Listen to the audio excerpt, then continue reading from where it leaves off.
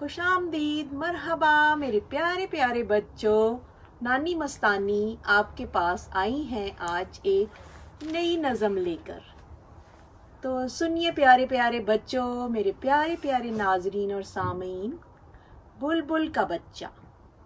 बुलबुल का बच्चा, बुलबुल का बच्चा, खाता था खिचड़ी, पीता था पानी।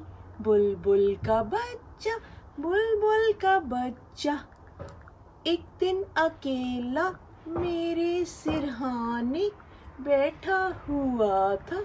मैंने उड़ाया, वापस न आया। बुलबुल का बच्चा, बुलबुल का बच्चा, खाता था खिचड़ी, पीता था पानी। बुलबुल का बच्चा, बुलबुल का बच्चा।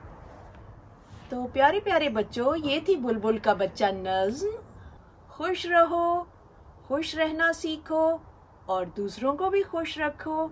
अच्छे अच्छे काम करो, बड़ों का अदब करो, सबसे प्यार से बात करो और अच्छी तरह मोहब्बत फैलाओ दुनिया में, क्योंकि ये वो जज्बा है जो कि सबके अंदर है।